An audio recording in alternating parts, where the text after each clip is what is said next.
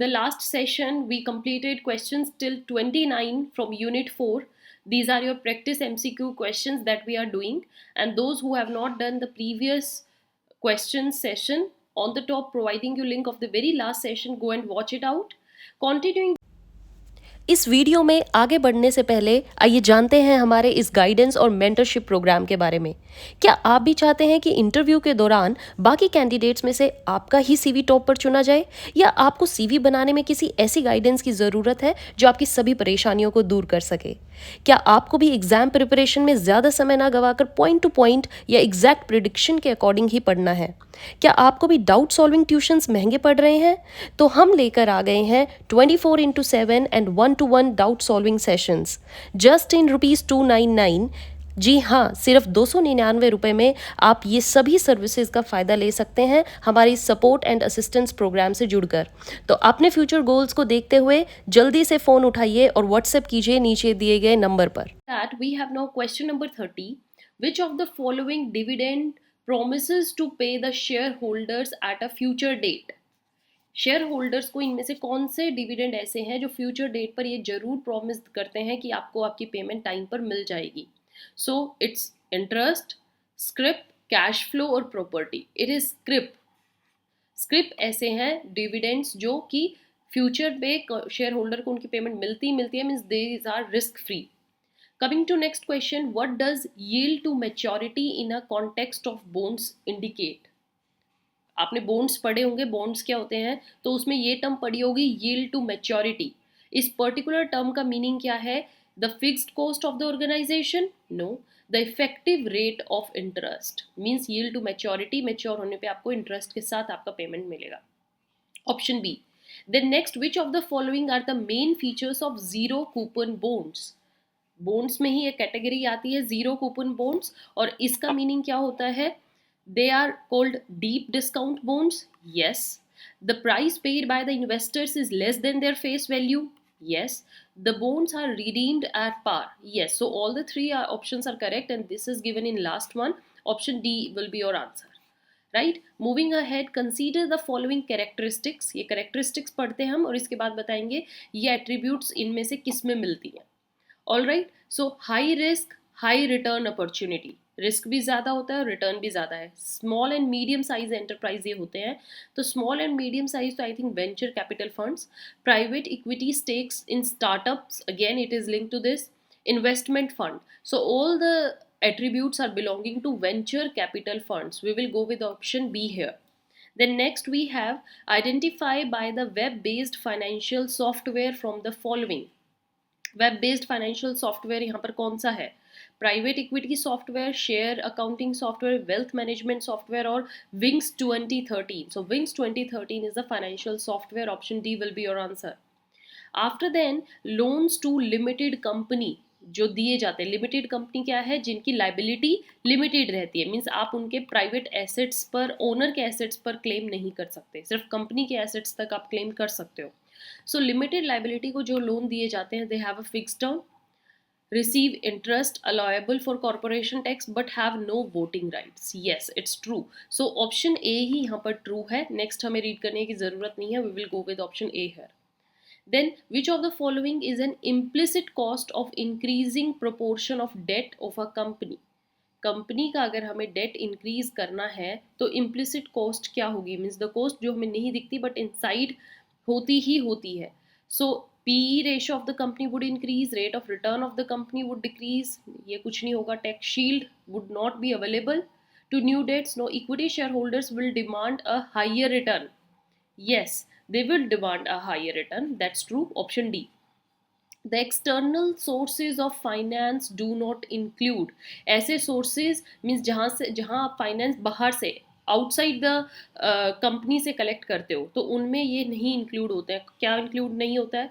Leasing नहीं, this is outside. Overdrafts outside, debentures, retained earning ये आपकी inside the, we can say internal source of finance है। Internal source means ये owner की ही earning होती है। So this is not included in external. Again D option would be answer of this question. Moving ahead, which of the following are part of investment decisions by an organization? जब एक organisation investment decision लेती है तो इनमें से वो किस किस के लिए लेती है? कॉस्ट ऑफ कैपिटल लेती है, measuring the risk, yes, expansion and contraction of business activities, कितना हमें बिजनेस एक्टिविटीज एक्सपैंड करनी है, ये भी, बाय हायर और ये लीज पर कोई एसेट दे रहा है। तो सारे ही जो यहाँ पर डिसीजन है ये इन्वेस्टमेंट डिसीजन से रिलेटेड है।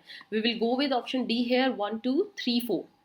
All right, then in 2015 RBI ने इशू करी थी रेगुलेशंस जो कि कहलाई जाती थी rupee bond guidelines, right. In these guidelines क्या था? They allow Indian issuers to raise funding through the issuance of rupee denominated debt instruments, को वो इशू करके अपना फंड्स इकट्ठा कर सकते थे। तो ये instruments are now widely refer to as, अब इनको किस नाम से जाना जाता है? Junk bonds, Indian depository receipts, masala bonds और Bharat bonds. So these are masala bonds, option C. Rupee bond guidelines के अंडर जो फंडिंग थी उसको अब मसाला बॉन्ड्स बोला जाता है। Remember these students.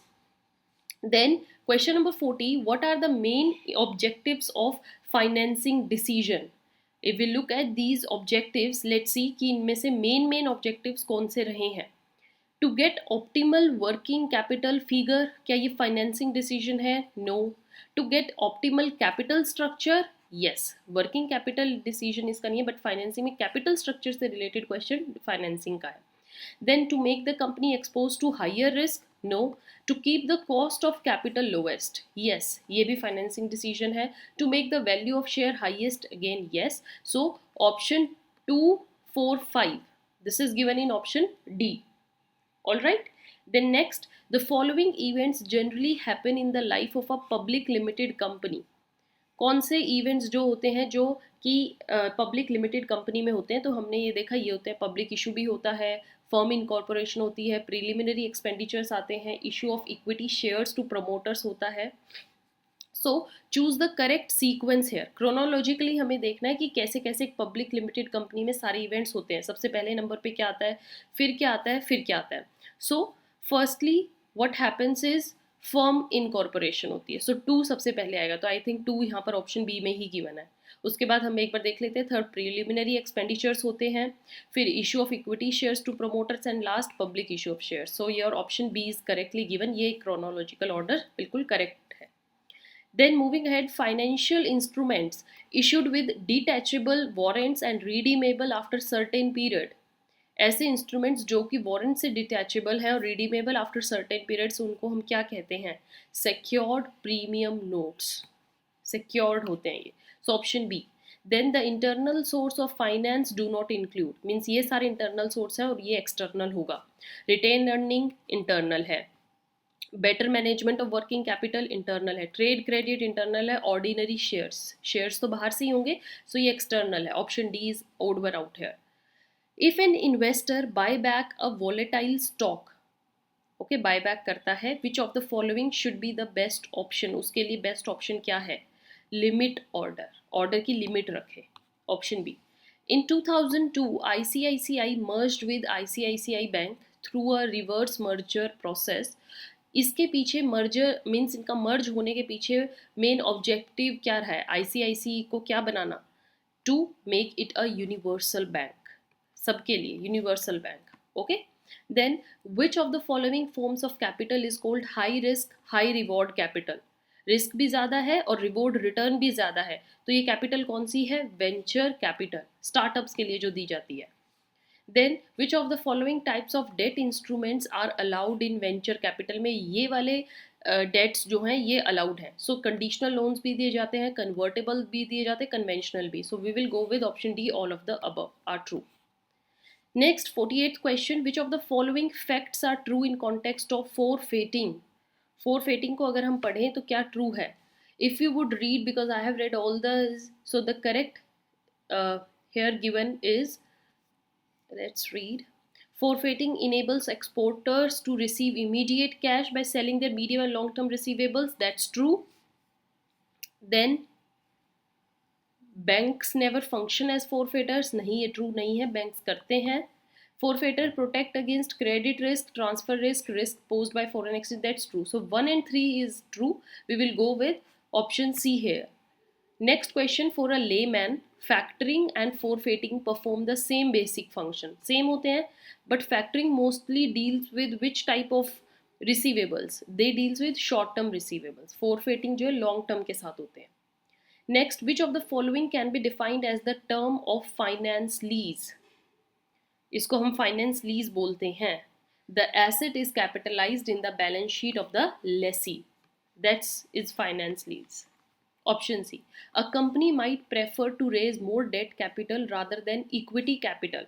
इक्विटी से ज़्यादा डेट कैपिटल उठाने के बारे में सोच रही है एक कंपनी, तो इसका मतलब क्या है? It may help in minimization of its tax expenses. Tax से उन्हें छूट मिल सकती है क्योंकि डेट कैपिटल ऑलरेडी ज़्यादा है. So A is true. Which of the following is false?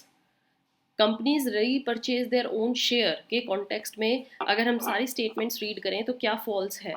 To reduce the cost of capital when equity costs more than debt, to return surplus, to the shares are undervalued, to manipulate the share market price. Manipulate करना, तब company जब अपने ही shares को purchase करती है तो वो मतलब मार्केट प्राइस को मैनिपुलेट करना चाह रही है. Option D. Okay, now we have this question. Match करना है लिस्ट 1 से लिस्ट 2 के items. So here we will see maturity financing. Factoring का means trade credit and other payables that arise in the firm's day-to-day operations. So here 2 का आपका A का 2 रहेगा. C में ये है financing and assets needs over time, lockbox system, a tool for accelerating the collection from the customer, maturity financing. So ये आपका यहाँ पर ऑप्शन C आएगा. बाकी आप ये क्वेश्चन दोबारा से रीड कीजिएगा, मैच कीजिएगा. The ratio measuring the earnings available to the holder of an ordinary share. उसके पास कितनी अर्निंग होगी, उसके लिए हम कौन सी रेशो कैलकुलेट करते हैं? We calculate earning per share. Option C. बहुत इजी क्वेश्चन है. Underwriters of the securities issues are required to. जो अंडर राइटर्स होते हैं उनको क्या परफॉर्म करना सबसे ज़्यादा ज़रूरी है? Take up securities not subscribed by the investors. उनके द्वारा सब्सक्राइब ना हुए हों इन्वेस्टर्स के द्वारा. Which of the following statements are true in context of dilution of equity shares? Equity shares जब dilute होते हैं तो which of the following statements true है? So dilution is reduction in loss per share? No. Dilution is an estimation of future growth? No. It's stagnation of future price? No. Is the result of an increase in total number of equity shares? Yes, that's true. Option D. Now ahead 57th question. Assertion given है हमें, reason given है. Investors in the capital market seem to be incline to fixed income securities. ये true है. Debt instruments now have an active secondary market. No. So A is correct, R is incorrect. Which of the following is not included in the assumptions on which Myron Gordon proposed a model in the stock valuation? उनमें से उन्होंने ये assumption include नहीं करी थी, बाकी सारी assumptions include थी. Retained earning is the only source? Yes. Taxes do not exist? Yes. Constant rate of return? Yes. So finite life of firm नहीं था, infinite था, ये assumption नहीं थी. Then the ratio that helps in assessing how effectively an enterprise uses resources provided by its owner, जो owners ने अपने पैसा दिया है, एक फर्म या कंपनी उसको कितने अच्छे से यूज़ कर रही है, तो वो रेशो से पता चलता है. और वो रेशो कौन सी है? That ratio is ROE. Okay, return on equity. Next question, the cost of new debt और मार्जिनल डेट इज कॉल्ड. क्या कहलाई जाती है कॉस्ट अगर जो न्यू डेट और मार्जिनल डेट पर होती है? दैट इज हिस्टोरिकल रेट या embedded rate, both A and B, right? Then the modern approach to financial management is the total fund requirement of the firm. Yes. Assets कितने acquire करने हैं, payment कितनी करनी है. So 1, 2, 3 all are correct. D के साथ हम जाएंगे. Next question we have here, you have to match the items with list 1 to list 2. Here it is given to you. Okay. Venture capital का हम देखते हैं सबसे पहले. ये इजी था. प्रोवाइड फाइनेंस टू न्यू और existing industrial units to encourage them. So A का यहाँ पर फोर्थ रहेगा. सी और डी ऑप्शन में अभी हम कंफ्यूज हैं. मूविंग अहेड, फाइनेंशियल इंक्लूजन ये आपका थर्ड का है. Sorry, financial inclusion B. Delivering the banking services, then refinance means providing replenishment finance. So C का 2 रहेगा, ऑप्शन सी यहाँ पर करेक्ट है, सारे matches well given in the code D. Then last question here, the value of a bond with the given maturity period means ये क्या होता है, the present value of maturity value of the bond, option A. So I hope you have done all these questions along with me, you understood. Still you have any doubt, you can comment in the comment section box. Till then, keep watching, keep sharing. Have a nice day. Thank you.